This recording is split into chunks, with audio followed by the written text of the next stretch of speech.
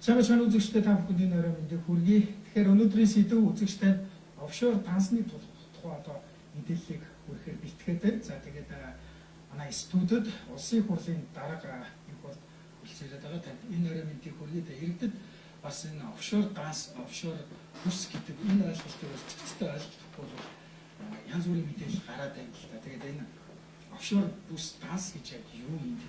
Иргэдийн ойлголтоор бол төрийн албаа гэж одоо ялангуяа улс төрчид ингээд өөрийнхөө хөрөнгийг нуудаг нэг юм газар гэж ойлгоод байгаа шүү дээ.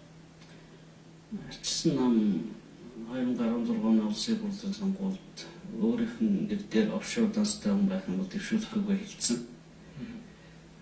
Хагас өдөр, хэдэн сая өдөр илүү.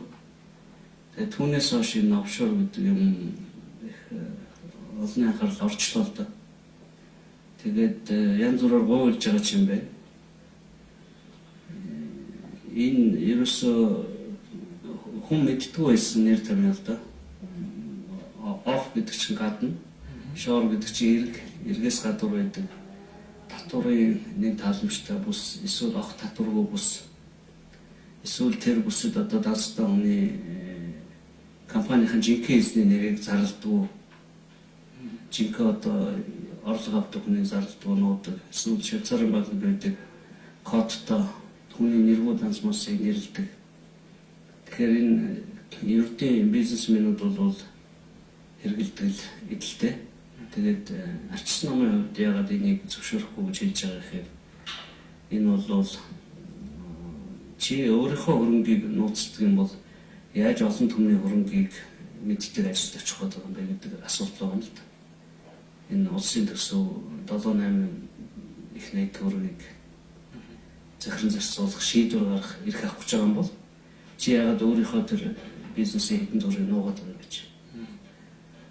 Хоёрдугаарт энэ бол татвар төлөхгүй байж болдог ийм бус байна. Ер нь бол хөрөнгө оруулагч олох Монгол руу ирэх хөрөнгөний урсгалыг татахаар ийм бүсэд бол Монголын олон компани ажилладаг. Тэр хэдтэй бол би бол огт юм яриаггүй. Тэр бол одоо байж болно. Улс төрчид ялангуяа улсын хурл дэвшиж байгаа улс бол энэс хол байсан дээр.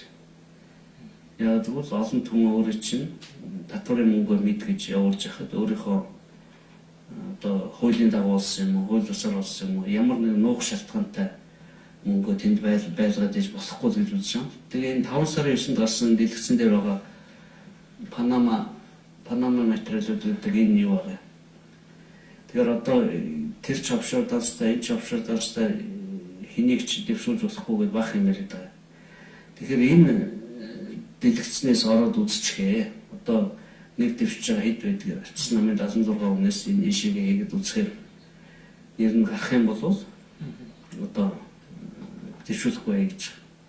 Одоо жишээ нь би өөрөөр бол нээлттэй юм шүү дээ. Одоо ингээ харж байна. Одоо энэ хүн болгоо орж болно. Одоо би энд өөрийнхөө нэрийг хий. Equaled.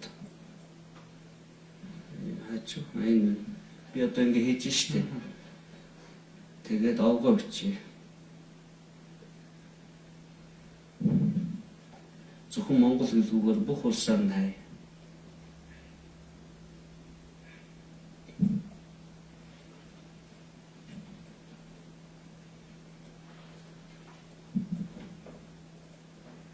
Ингээ юу байхгүй. Юу юм алдсангүй гэж. За одоо юу гэдгийг Батуулга ч бас байж тээ гэдэг. Батуулга халтмаа гэдэг чи. Батуулга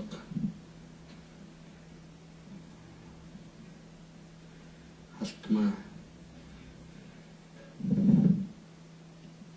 гэ байхгүй. Баяр цогтыг бол бүгд мэдж байгаа. Баяр цогт гишүүн бол улсын хурлын дэд даргаасаа энэ асуудлаас болоод огцорсон. Шийтгэлээр үлдээсэн гэсэн. Одоо жишээ нь 7 байшинтай баяр гэдэг нь шүү дээ. Баяр. Санжийн баяр гэж та. Тэгээ одоо санжийн чөний юм чинь энэ хөөхтүүдийн нэр гарч ирээд байгаа. Бадам ханд баяр гэдэг. Одоо энэ ямар учиртай гэхээр ийм одоо компани байна. Хайгын энэ байна. Америкт байна. Ийм компаниуд British Virgin арал дээр ингээд байна гэдэг ингээд бүх мэдээлэл гарч ирээд байгаа. Тэгээ энэ шиг одоо манай хуучин ерөнхий сайд Сүхбаатарын Батболдын төрсөн дөө Батөчөр гэдэг хүний нэрээр олон компанитай гарч ирээ.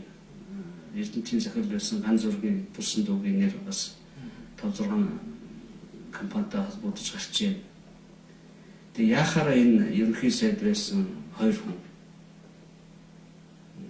баяр Сүхбаатарын Батболд хоёрын нэр дээр хамаатан садныхын нэр дээр охиныхын нэр дээр одоо 5-6 үлсэл хөрөнгө ганц зургийн дүүгийн нэр дээр 5-6 компани ерөнхийлөгч байгууллагын гадаад хөтөлбөрийн зөвлөх байсан Цогтбаатар сүүлдээ байгаль орчин сайд болсон. Тэрний нэр дээр одоо бүртгэлтэй компани гарч ирээд идэг. Зүүн ёсоор хардах үндэслэл болоод байгаа. Манай намын баяр цагт бол бүх юмаа тайлбарлаад хариуцлагыг явуулсан гэдэг. Энэ хэдийг болохоор офшор данстай байж болно шүү дээ, юм болохгүй байгаа. Сонгуулийн үйлэнд офшор данстай хүнийг дэвшүүлж болохгүй гэдэг заалт алга байна гэдэг ардын ном бүлэг өмгөөлөд идэг. Одоо энэ хүмүүс бол жирийн хүмүүс биш. Энэ уулуурхай холбоотой энэ бизнесийг эд мандаж байхад хоёулаа ерөнхий сайд байсан. Монголын хамгийн том ойлгохоос өмнө байсан Эрдэнэт төлөвлөрийг удирдах байсан. Тэгэхээр энэ тэр одоо дансанд байгаа мөнгөнд бид хараахан мэдэж амжаагүй юм л да. Баяр цогтойхоо бол бид бүгд мэднэ нэг сайд болов. Тэрийг бол нуугадах юм байхгүй. Арчсан намын хувьд зарчим байгаа. Бид бол зарчмынхаа дагуу дэвшүүлэхгүй л гэж байгаа. Ардын намын тэр зарчим нь алга байгаа. Одоо энэ уулуурхай баялагтай за яг манайх шиг улс мэдээж энэ улс төрчин офшор настай байхыг байна гэдэг бол буруу зүйл гэсэн ерхий хандлага байна л да. За тэгээд та сая бас хэллээ шүү дээ. Бизнес эрхлэгчдийн хувьд бол бас байж болно гэсэн юм зүйл хэлээд хэлээ. Хоёр янз юм байгаа. Монгол руу хөрөнгө татахын тулд оруулж ирж байвал энэ бол хэвийн үзэгдлээ. Хөрөнгө оруулагч нь өөрөө офшор тансаас мөнгө оруулах гэвэл танай чиний хөрөнгөч офшороос байгаа учраас авахгүй гэж хэлж болохгүй. Монголд олсон ямар нэгэн нууцлах шаардлагатай мөнгө гаргаад байвал тэр бол буруу юм байна. Монголын татварын албанаас нуугдчих. Монголын авилгатай тэмцэх газраас нуугдчих. Улаанбаатар хотын газрын албаны насаараа газрын албанд сандуу гэдэг хүний төрсөн дүүгийн нэр дээр маш олон данс байна. Хамарсан бид тэр дотор байгаа мэдээлэл мэдэхгүй хэдэн сая доллар байгаа. Баяр цогтойхыг бол мэдж болж штэ. Гэтэл нөгөө улсуудынхыг мэдэх боломжгүй байгаа. Тэр Монгол улс энэ олон улсын гэрээнд бас яашгүй нэгдэх ёстой гэж үзэж байгаа. Тэр олон улсын гэрээ нь ямар учиртай гэхээр офшор данснаас дансны мэдээлэл авч болдог ирэх. Одоо манай улс бол нэгдэг байгаа. Энэ бол их чухал хэлбэр юм билээ. Улсын хурл тэр олон улсын гэрээ нэгдэг учраас энэ офшор дансныг нэвтэрч болохгүй. Ер нь бол офшор данс хинч анзаардгүй ердийн бизнес гэж үздэг байлаа шүү дээ. 2001 оны 9 сарын 11 хүртэл. Тэгээ 9 сарын 11-ний террорист халдлагын санхүүжилт офшор бүсээс ирсэн учраас Америкийн нэгдсэн улсууд анхаарлаа хандуулж эхэлсэн. Тэгээ хамгийн сүүлд гадаад яамны сайд Джон Керригийн Лондонд хэлсэн үг бол энэ офшор гэдэг нь зэгцлээ. Энэ бол авилгын мөнгөний нуудаг газар байна. Терроризмыг санхүүжүүлдэг газар байна. Энэ хөгжсөн бүх орны нийтэд энэ нэг татваргүй бүсүүдийн бүгдийг хаяа гэдэг юм саналт гаргаж байгаа. Монгол улсын хувьд өөрөө зөвлөсөн байгалийн баялаг ард түмний үндсэн хуулийн 6 дугаар зүйлийн нэгийн дагуу. Гэтэл энэ байгалийн баялагийг хэн олборлоод хэн одоо жинхэнэ эзэн вэ гэдэг мэдэх боломжгүй байна. Яг зөвхөн байгалийн баялагад оролцож байгаа олон компани офшор бүсэд гаралтай байна. Тэгээ хамгийн наад зах нь гэхэд оюун толгой 5 хоёулаа ш. 5% нь энержи ресурс. Кемний арлах оюун толгой болохоор Нидерландын оюун толгой Ирээчэнтэй компани бол угаасаа ил компани л да. Бүх юм нийл байдаг. Тэгвэл Нидерландын татварын хөнгөлөлтөө бүсийг ашиглаж нөгөө 20% татварчлахгүй байна. Тэр бол их хөл дээр зөндөө ярьсан учраас одоо үзэгдсэн юм байна. Шасаас нэлээд олон хүмүүсийн нэр гарлаа л да офшор данснаа одоо офшор бүс хувьцаа эзэмшдэг гэдэг юм. Тэгээ тэр тэрний өмнө бол баяр цогт гэдэг хүн гарч ирсэн таваас сая ярьж байна. А таны нэг мэдгдсэн нэг зүйл байгаа шүү дээ. Энэ удаагийн сонгуульд нэр дэвшүүлэхгүй энэ хүнийг хариуцлага гэж энэ дээр явж байна уу? 2 удаагийн энэ офшорын мэдээлэл, нууц мэдээлэл өөрөө биднээс үл хамаар шалтгаанаар ил боллоо. Тэгсэн. Эхнийх нь энэ офшор X 2 дахь нь одоо юу? Саяны нөгөө Panama Papers гэдэг. Тэгээ эндээс бид мэдээлэл авч байгаа болохоос сайн дураараа бол илчлэхгүй байгаа. Одоо Бацаантангийн өргөн барьсан хуулийг бид сая илцэх байсан амтсаг үл дээ. Тэгээ тэрийг хэлсэн бол офшор дансаа давстай байхыг хариулах гэдэг. Одоо манайгийн хууль манай одоогийн үйлчлэж байгаа хуулиар баяр цогцойгоо буруутж байгаа гэхээр бүх тансаа мэдүүлэх үүрэгтэй байна. Хөрөнгө оруулалтын мэдүүлэг дээр. Тэрийгэ мэдүүлээгүй учраас буруутаад байгаа. Тэгэхээр мэдүүлээгүй байтугай байшингийнхэн зургийг тавьчаад байгаа. 7 байшингийн зураг ба шүү дээ. Баярын нөгөө Америкийн нэгдсэн улсад үйлдвэрлэл хөрөнгөний бүртгэл нь ил байдаг учраас одоо гаднаа зүлгээ урсаж байгаа зургийг хүртэл авч болж шээ. Google-с зүлгээ урсаж яхад нь энэ дагуу авч шээ. Дараа нөгөө Photoshop гэсэн тайлбар гарч байгаа шүү дээ. Тэгэхээр ер нь зүлгээ урсаж яхад нь зургийг авч болно юм л дагуулаас. Тэр бол ил тод болцсон. Тэгэхээр энэ хөрөнгө яригдаад байгаа улсууд энэ болгоно тайлбарлах хэрэгтэй. Баяр цогтын хувьд бол тайлбарлалцсан. Одоо баяр тайлбарлах хэрэгтэй. Скватрын бот бол тайлбарлах хэрэгтэй. Манай хуулийн байгууллагууд тийм тайлбар авах хэрэгтэй. Баяр цогт гишүүнийг нэр дэвшүүлэхгүй гэдэг ийм байр суурийг бас гаргаж ирсэн. Уг нь бол хоёр ч одоо сэлэнгийн 10 жилийн хоёр нэг төгсөлтэй параллел ам тийм. Тэгээд уг нь бол одоо бас зөвлөнөр хандуулах бас бас юм болов уу гэж. Яг нь найзын дундаа яваад байхаар энэ төр итгэдэг итгэл алга болоод юм л да. Мэдээж одоо найз бол найз. Гэхдээ зарчим бол зарчим, хууль бол хууль. Ардын намыг би бас ийм байдлаар асуудал хандахыг уриалж наад хүмүүстэй арга хэмжээ аваа. Ядчил дэвшүүлэхгүй байл та. Одоо бол дэвшүүлэх асуудал бол яригдсан явж байгаа шүү дээ. Яригдж байгаа. Одоо яг манай намын хувьд бол дэвшүүлэхгүй үгэндээ байна. 4 жилийн хугацаатай завсарлага аваад энэ бизнес миссийн заслыг явах бол боломжийн болго. Тэрнээс одоо төрийн ажил хийж мөнгө нуудаг тэр дансан баригддаг ийм хариуцлагагүй болохгүй л гэж байна. Бусад намууд ч гэсэн ингэмээр байна. Энэ бүтэн сайн хагас сайнд Америкийн нэгдсэн улсын Конгресс Сенатын 13 гишүүн ирнэ. Улсын хурлын үйлсээр. Тэгээ би бас албан ёсоор тэднэрт асуудал тавих гэдэг. Энэ манай хуулийн байгууллагууд танаа улс шиг ийм их мэдээлэл авах боломжгүй байна. Тэр холбооны мөрдөх тавьж байгаа гэрээ хийлгээд энэ тусалж өгнө үү? Тэгэхээр яг энэ асуудлууд хилцэх гол газар нь бол улсын хурл. За тэгээд түрүүн бас нөгөө Бацаантан гишүүний нэг хуулийн төсөлгөөд гэжсэн. Энэ болохоор нөгөө төрийн албан хаагч улс төрчид бол офшор данстай байх болохгүй гэсэн хоригдс одоо заах гэж сая хэллээ. Тэгээд энийг хилцэх одоо газар маань өөрөө саяасан юм. Таны юу засалчлаа. Тийм. Улсын хурл завсарлахаас өөр аргагүй байдалд орсон. Хамгийн сүүлийн чуулганы хурлын дээр 14 хүн гишүүрсэн. 23-наас 27-ны дуус нэр дэвшилтийн хугацаа болж байгаа. Тэгэхээр гишүүд бол тухайн аймаг дүүргийнхаа хурлууд руу яваад энэ эрс бүрдэх шинж алга. Тийм учраас би завсарлахаас өөр аргагүй байдалд орсон. За мэдээж Бацаантангийн хууль бол хилцэгдэх хоёрт орсон байсан. Тэр бол амжсангүй. Ер нь бол улсын хурл хилцэх асуудлаа дуусаад хэдэн 10 байна уу 15 хуулийн эцсийн редакц уншихад үлдсэн байгаа. Тэрийг бид нар 6 дугаар сарын сүүлээр цуглуулж агаад хийчихье. Засгийн газрын 17 оны төсвөрөний мэдээлэл гэх мэт хэдхэн асуудал болсон. Ер нь асуудлууд бол дууссан шүү дээ. Хуулийн салбарын реформ хийгээд дууссан байгаа. Тэр бол одоо гол асуудал байсан. Одоо бол нэг сонгуул хүртэл ажил байхгүй. Гишүүд ер нь сонгуул болчиход байхад юу хууль хэлцээд байгаа бэ? Наадхаа баярлалаа гэдэг. Тэгээд би завсарлуулсан. Ер нь жил болгон сонгуулаа сар болон сар гарангийн өмнө сонгуулийн сурчлагын хугацаатай холбогдуулна. Завсруулдаг. Тэр хуулийнхаа дагуу завсарласан байна.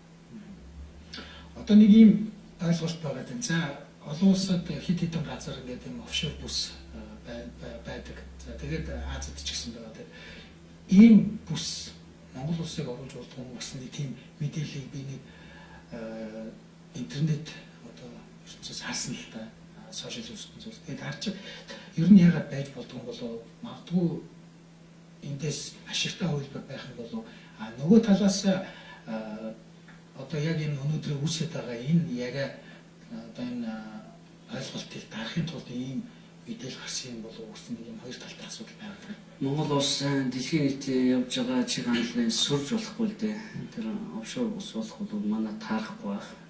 Болцооны 70 жижигхэн хүн ам одоо хэдхэн зуун мянга тийм улсууд ийм маягаар нэг бизнес хийж мөнгө болдог юм шиг. Бид бол их газрын улсууд ядарч тэр офшор гэдэг үгэнд таарахгүй. Тийм учраас бид татвараа авдаг.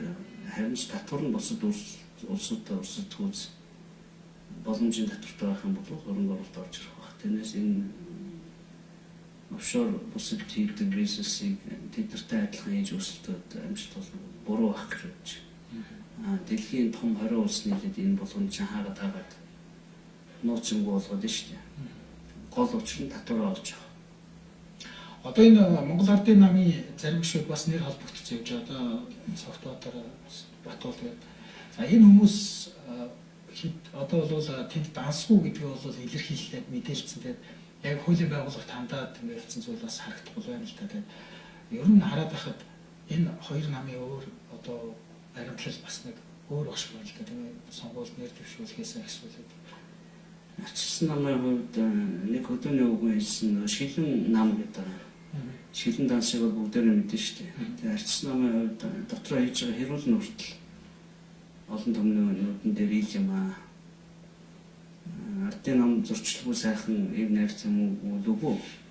Байж байгаа хурц хурцаад илэрдэг үйл явдал болдог шүү дээ. Намын дарга хосгоос хосуулаад. Тэгээд тэр утгаараа бид бол шилэн нам, шилэн ачсан намын хувьд энэ нэр дэвшүүлэлтээ хүртэл ил тод болгож байгаа. Өөрөө чинь нэр холбогдсон бол уучлаарай дэвшихгүй шүү гэж. Бусад намууд ч гэсэн ийм байх юм бол Монголын ард түмэн сонголтоо хийхэд одоо төхөмтэй байх юм. Нуугаад зүгээр нэг мэдээлэл хийгээд явах бол хамгийн амархан арга зам шүү дээ. Цаана дахиад юу ч үлдчихэж байгаа юм билээ. Олон түмний нүдэн дээр амьдралч ил болсон бол нэг үсээ ил болгоо дахиж өөр зам байхгүй гэсэн. Танай намын хувьд, намын даргын хувьд бас нэг асуух байна л да. Одоо яг энэ мөрийн сонголт одоо өрсөлд мөрийн хөтөлбөрт нь одоо энэ офшор дансны мэдээлэлтэй холбоотой юм. Ийм мэдээлэл байгаа юу? Одоо байхгүй. Яг л мөрийн хөтөлбөрөөр сонгуулийн ерөнхий оронд өгснөөс хойш энэ асуудал илэрсэн. Тэгэхдээ бид ярьж байгаад ийм зарчмын шийдвэрээ гаргаад одоо тэрийг мөрдөн. Хуулинд байхгүй ч гэсэн бид дотоод мөрддөг юм. Одоо бол энэ удаагийн парламент бол энэ асуудлыг одоо олон улсад гэрээд нийтэх асуудлыг бол ярьж амжихгүй.